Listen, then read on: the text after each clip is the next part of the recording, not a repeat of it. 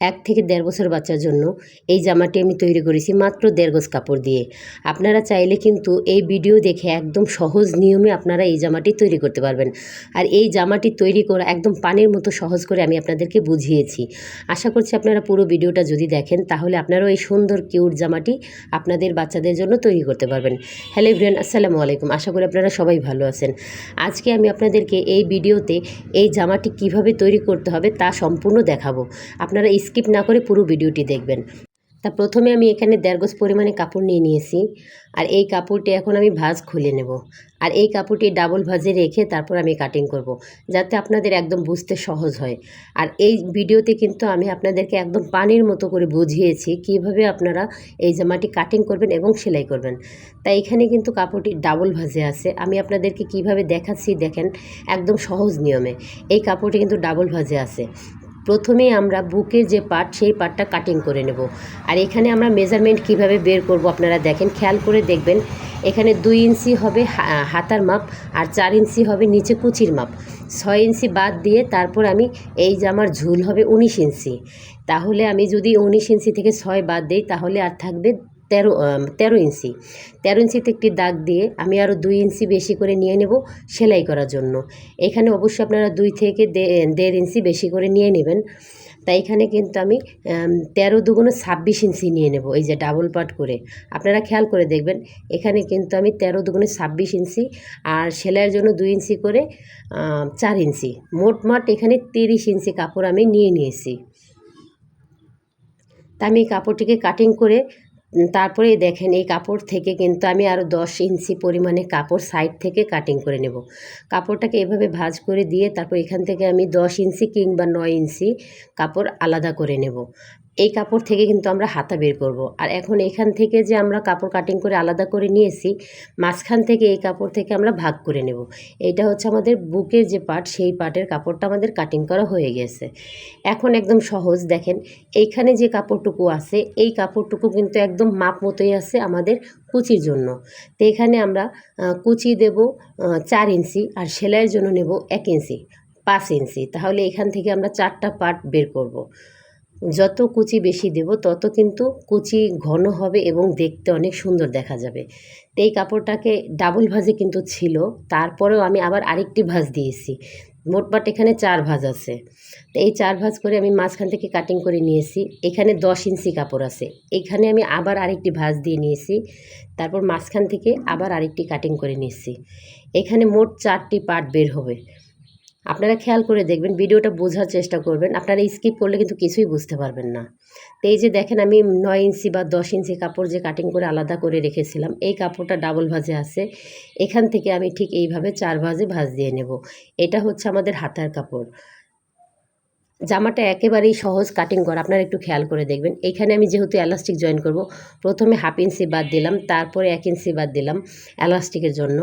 আর এইখানে কিন্তু 1.5 ইঞ্চি বাদ দিলে তারপরে যখন আমি আবার আরেকটি ভাঙা দেব তখন আমার আরও 1 ইঞ্চি কমে যাবে। মোটমাট আমি 2.5 ইঞ্চি দূরে একটি দাগ দিয়ে নেব। তারপরে এই 2.5 ইঞ্চি থেকে আমি আরও 2 ইঞ্চিতে একটি দাগ দিয়ে তারপর এইভাবে কাপড়টাকে মানে স্কেল দিয়ে বা কোনো কিছুর সাহায্যে অ্যাঙ্গেল করে দাগ দিয়ে নেব। মানে এটা হচ্ছে আমাদের হাতার কাপড়। আমি আপনাদেরকে একেবারে সহজভাবে সেলাই করে দেখাবো, আপনারা সেলাইয়ের সময় অবশ্যই বুঝতে পারবেন। এখানে যখন আমরা এলাস্টিক জয়েন করব তখন কিন্তু হাতার কাপড়টা অনেকটাই কমে যাবে। তো এখন চলে আসলাম সেলাই করতে। প্রথমে আমরা বুকের যে পার্ট সেই পার্টটা সেলাই করে নেব। এখানে প্রথমে 1/2 ইঞ্চি কাপড় ভেঙে তারপরে এলাস্টিকের চেয়ে 1/2 ইঞ্চি বেশি রেখে তারপরে সেলাই করে নেব। আপনার খেয়াল রাখতে হবে, এলাস্টিক যদি 1 ইঞ্চি পরিমাণে হয় তাহলে সে 1 ইঞ্চি থেকে আপনি আরও 2 সুতা থেকে 3 সুতা বেশি রেখে তারপর সেলাই করে নেবেন। এই যে দেখেন, এখন কিন্তু আমি 1 ফিট অনুযায়ী এভাবে আরেকটি চাপ সেলাই দিয়ে নেব। এটা হচ্ছে আপনারা দিলেও পারেন, না দিলেও পারেন। তবে এইভাবে সেলাইটা দিলে কি কুচিটা একটু দেখতে সুন্দর দেখা যায়। তো এখানে বডির মাপ হচ্ছে 22 ইঞ্চি। আমি এখানে 11.5 ইঞ্চি পরিমাণে একটি এলাস্টিক নিয়েছি। এই এলাস্টিকটা ঠিক কালো ক্লিপের সাহায্যে বা সেফটি পিনের সাহায্যে এভাবে ঢুকিয়ে তারপর মাথা থেকে আটকিয়ে দিতে হবে সেলাই করে। তা না হলে কিন্তু আরেক মাথায় টান দিলে এলাস্টিক বের হয়ে যাবে। তো এই যে দেখেন, আমি 2 মাথায় কিন্তু এলাস্টিক সমান করে বের করে তারপরে সেলাই করে নিয়েছি। এখন সমানভাবে টেনে কাপড়টা সব সব জায়গায় একরকম রেখে মাঝখানে 2টা সেলাই দিয়ে নেব। এই যে দেখেন, আপনারা দেখতে পাচ্ছেন আমি কিভাবে সেলাইটা দিয়েছি। অবশ্যই আপনারা টেনে টেনে তারপর সেলাইটা দিবেন। একইভাবে আমি আরও একটি পার্ট সেলাই করে নেব।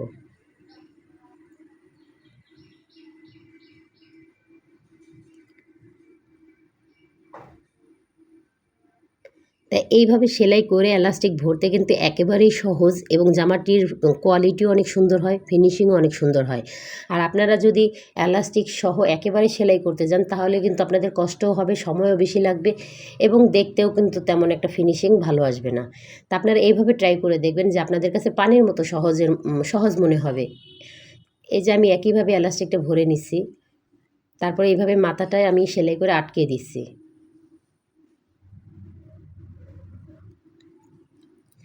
আটকানোর পরে একইভাবে আমি এলাস্টিকটা টেনে সব জায়গায় কাপড় এক সমান রেখে তারপরে টেনে টেনে সেলাইটা দিয়ে নেব। এখানে অবশ্য আপনারা 2টা সেলাই দেবেন, তাহলে কুচির পরে এই 2টা সেলাই থাকলে না অনেক সুন্দর দেখা যায়। তা আমার কিন্তু 2টা পার্ট সেলাই করা হয়ে গিয়েছে।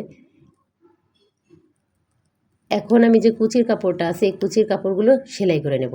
তো এখানে 2টা পার্ট, এখানে যেহেতু 4 পার্ট বের হয়েছিল, আমি 2টা পার্ট কিন্তু এভাবে জয়েন করে নেব। এই 2টা পার্ট আর 2টা পার্ট আলাদাই থাকবে, আমরা একসাথে কিন্তু 4টা জয়েন করব না, আমরা 2টা পার্ট করেই জয়েন করব।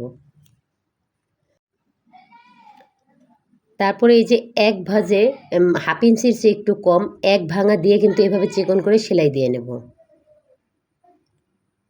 আপনারা যদি একবারই দুই ভাঙা দিয়ে সেলাই করে নিতে চান তাহলে কিন্তু অনেক সময়ের প্রয়োজন, কিংবা পাকারিং পরে দেখতে ভালো দেখা যায় না। কিন্তু আমার মতো করে এইভাবে এক ভাঁজ দিয়ে এইভাবে সেলাই করে তারপর আবার আরেক ভাঁজ দিয়ে আরেকটি ভাঙা দিয়ে আপনারা সেলাই করে দেখবেন ফিনিশিংটা কত সুন্দর আসে। এই যে দেখেন, আমি কিন্তু আরেকটি ভাঙা দিয়ে এখন সেলাই করে নিছি। এইভাবে সময়ও বাঁচে, দেখতেও অনেক সুন্দর হয়। তো এই যে দেখেন, আমার কিন্তু 2টা পার্টই চিকন করে সেলাইটা দেওয়া হয়ে গিয়েছে। এখন আমি এই 2টা পার্ট কুচি দিয়ে নেব। আপনারা কুচি দেওয়ার আগে অবশ্যই বডির যে পার্ট আছে, বুকের যে পার্ট, সেই পার্টটা অবশ্যই আপনারা মেজারমেন্ট করে নেবেন যে কুচি কতটুকু হবে। কম বেশি হলে আপনারা মেজারমেন্ট করে নেবেন।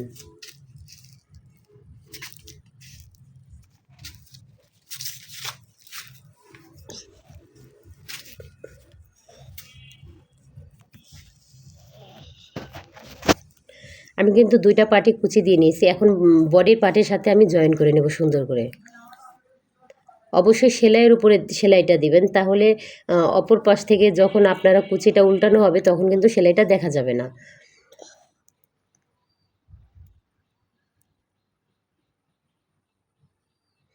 তো এই যে দেখেন, আমি কিন্তু সেলাইয়ের উপরে সেলাই দিয়ে জয়েন করে নিয়েছি।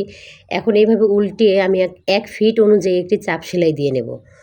আপনারা চাইলে চিকন করেও সেলাই দিতে পারেন, কিন্তু 1 ফিট অনুযায়ী যদি আপনারা চাপ সেলাই দেন তাহলে এটা দেখতে খুব ভালো দেখা যায়। তো এই যে দেখেন, এখন কিন্তু আমার সামনের পার্ট পিছনের পার্ট 2টাই কমপ্লিট হয়ে গেছে। এখন আমি হাতার কাজটা করব। এই যে দেখেন, আমি হাতাটা কাটিং করে রেখেছিলাম। এখন হাতার যে রাউন্ড করে এক সাইড কাটিং করেছিলাম সেই সাইডটা এভাবে এক ভাঁজ দিয়ে তারপর আমি সেলাই করে নেব চিকন করে। এটাও কিন্তু আমি পরে আবার আরেকটি ভাঙা দিয়ে সেলাই করে নেব। অবশ্যই আপনাদের খেয়াল রাখতে হবে, আর রাউন্ড করে যেই সাইডটা কাটিং করেছিলাম সেই সাইডটা এভাবে চিকন করে সেলাই দিয়ে নিতে হবে। সোজা সাইডে কিন্তু এই সেলাইটা হবে না, সোজা সাইডে এলাস্টিক জয়েন হবে।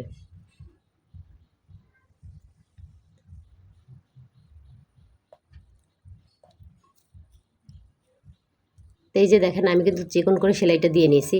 আর হাতার ক্ষেত্রে কিন্তু আমি এলাস্টিক মাপ অনুযায়ী কিন্তু কাপড় রাখবো, এখানে আমি কোনো কাপড় বেশি রাখবো না। এলাস্টিকের জন্য যতটুকু কাপড় ভাঙা দরকার ততটুকুই আমি ভাঙবো।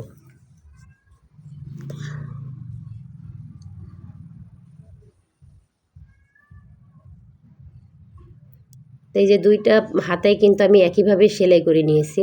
এখন এখানে আমি 4 ইঞ্চি এলাস্টিক রাখবো, দুই পাশে 2 ইঞ্চি করে 4 ইঞ্চি, আর 1 ইঞ্চি রাখবো সেলাই করার জন্য। 5 ইঞ্চি এলাস্টিক আমি নিয়ে নিয়েছি। ঠিক একইভাবে কিন্তু এলাস্টিকটা ভরে তারপর এভাবে সেলাই করে আটকিয়ে নেব।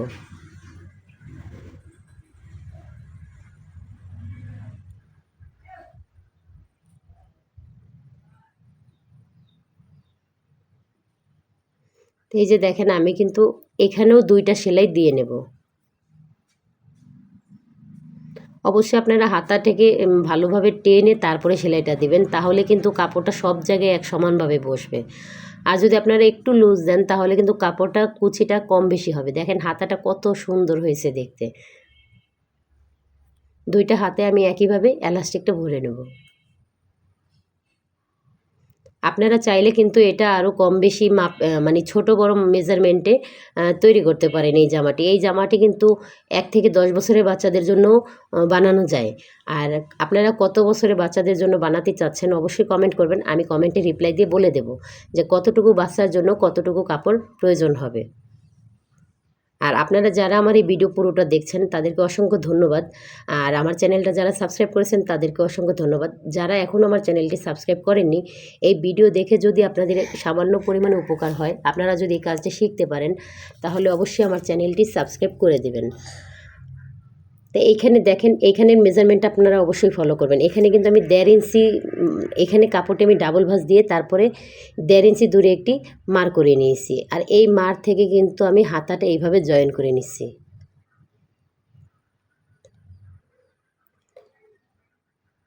যে মার করেছিলাম 1.5 ইঞ্চি দূরে, এই পাশে ওই পাশে 2 পাশে আমি মার করেছিলাম, সেই মার থেকে কিন্তু আমি হাতাটা এইভাবে জয়েন করে নিছি। এলাস্টিকটা আপনারা ওই মার্কের উপরে বসিয়ে তারপর জয়েন করবেন। তারপরে এইভাবে আরেকটি চাপ সেলাই দিয়ে নেবেন। আর অবশ্যই হাতাটা জয়েন করার সময় ভাও পাশ, জামার ভাও পাশ আর হাতার ভাও পাশ ভেতরে দিতে হবে। তারপরে আরেকটি বডির সাথে এই যে দেখেন আমি আরও একটি মাপ দিয়ে দিচ্ছি, এই যে 1.5 ইঞ্চি দূরে। এই মাপ দিয়ে কিন্তু এখন এই যে আবার কিন্তু উল্টো পাশ উপরে রেখে আমি হাতাটা জয়েন করে নিচ্ছি।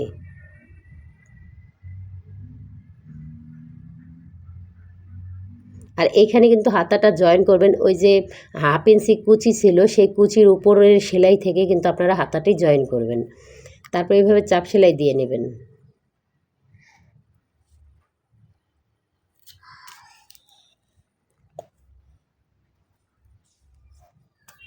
এই যে দেখেন জামাটি কিন্তু আমার প্রায় শেষ হয়ে গিয়েছে। গলাটা কত সুন্দর হয়েছে, আপনারা আসলে না দেখলে বুঝতে পারবেন না যে এই জামাটি কত সুন্দর হয়েছে। তাই এই জামাটি অবশ্যই আমি আমার নিজের বাচ্চার জন্য তৈরি করেছি।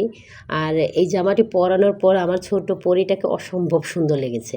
আশা করছি আপনারাও এই সুন্দর জামাটি তৈরি করবেন এবং আপনাদের বাচ্চাদের জন্য ট্রাই করবেন। তারপরে কিন্তু এই জামাটি আমি এভাবে সাইড জয়েন করে নিচ্ছি। আজকের এই ভিডিওতে আমি কিন্তু আপনাদেরকে একেবারে সহজ নিয়মে আপনাদেরকে এই জামাটি দেখানোর চেষ্টা করেছি। আশা করছি আপনারা যদি পুরো ভিডিওটা স্কিপ না করে দেখেন তাহলে আপনারাও সুন্দরভাবে এই জামাটি তৈরি করতে পারবেন। এই যে দেখেন আমি দুইটা সাইড এখন জয়েন করে নিচ্ছি, জামাটা কিন্তু কমপ্লিট হয়ে গেল। তা আমি ভালো করে সুতাটা কাটিং করে নিচ্ছি। এই যে দেখেন এখন হচ্ছে জামার কমপ্লিট লুক। কত সুন্দর হয়েছে জামাটি। আপনারা যারা পুরো ভিডিওটি দেখেছেন তাদেরকে অসংখ্য ধন্যবাদ। আর আশা করছি আপনারা সবাই আমার ভিডিও দেখে আমার চ্যানেলটা সাবস্ক্রাইব করে দেবেন এবং পাশেই থাকবেন। সবাইকে ধন্যবাদ। খোদা হাফেজ।